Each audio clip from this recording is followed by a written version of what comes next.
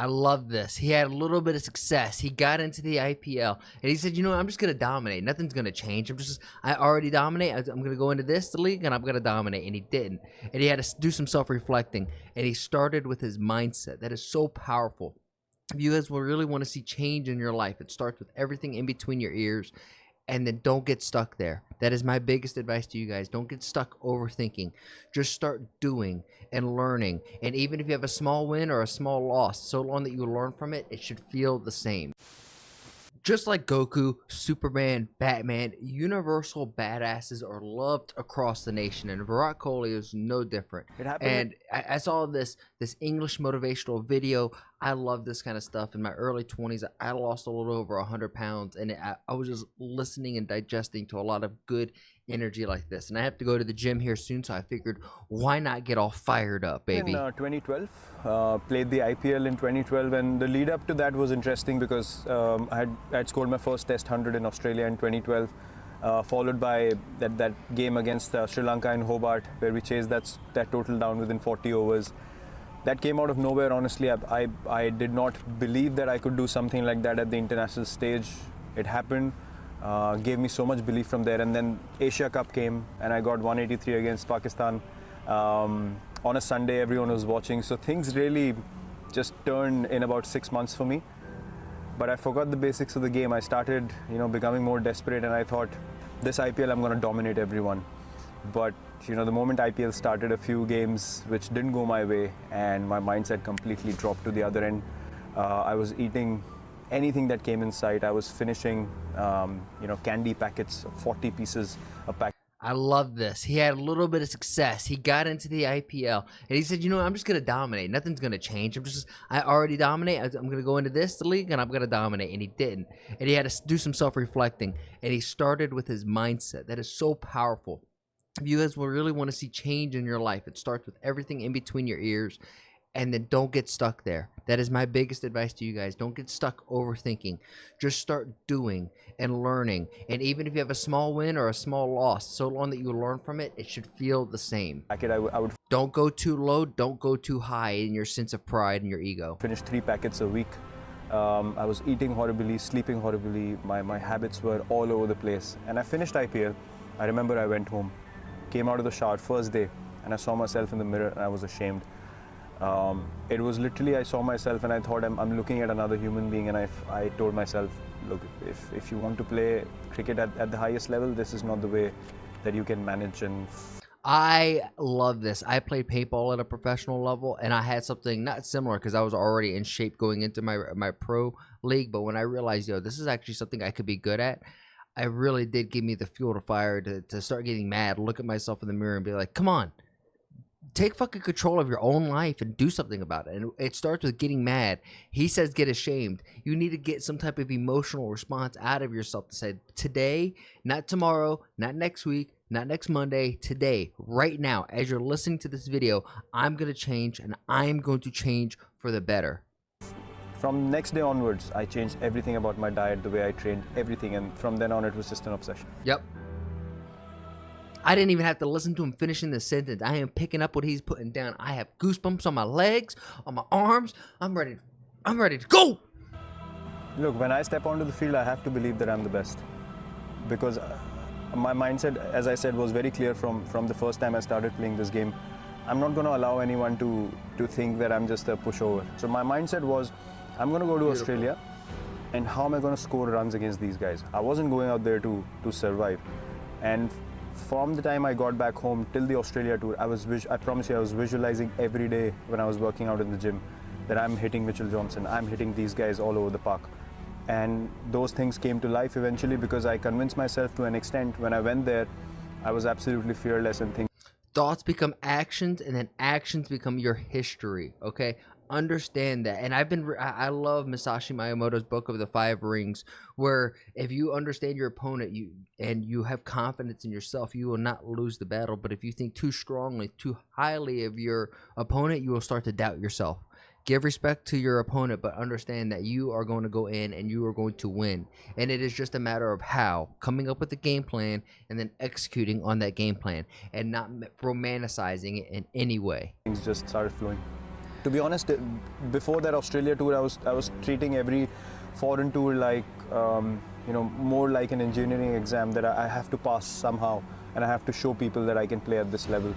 But there I realized that once you're down and out, there was hardly anyone who came to help me. There was hardly anyone who was looking towards me and saying, listen, let's work together and try to get your game up to speed. Everyone was just going after me left, right and center. So I was like, am I playing to prove these people wrong? For what? I've got nothing to do with them, and they literally have nothing to contribute in my life. So it's all about you and your journey and how you handle the adversary. It's not about proving anything to nobody. It's only about proving it to yourself. And once you have that validation that you're good enough, that you're capable enough, nothing else matters. None of that other noise seems to hit as hard as it did once before. And all of a sudden, you look at yourself like in the mirror with the Dragon Ball Z radar, and you said, holy shit, my power level is over 99,000 and it's still growing. So I went back home. I was down for quite a bit. The great thing that happened at that stage was I realized who was with me, who was not. Things were filtered to an extent that I just got so relaxed when I went back home. I was like, okay, I've hit rock bottom now. No one believes in me. Everyone thinks I should not be playing Test cricket. So what can I do? I can just work as hard as I can. You guys catch that with your bare hands? For me, one thing was always very clear. When I step onto the field, I'm going to give 120% every game that I play. And one thing for a fact that no one can count that against me.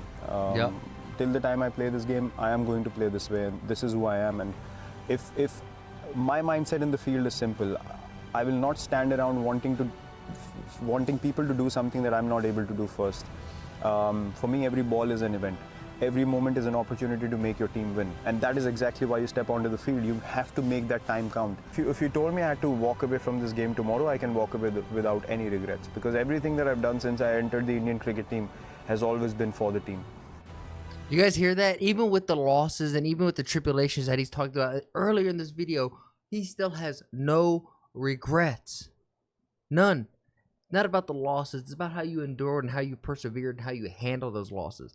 Don't have regrets for the loss. Have regrets for how you handled it if you handled poorly. Okay? If you gave it your 110%, you gave it your absolute all, then you should have no regrets. I've been booed by 40, 50,000 people regularly when I enter the stadium. If I start focusing on those 50,000, I can't play a ball. For me, that's an opportunity. That's an opportunity for me to say, okay, fine, things are stacked up against me.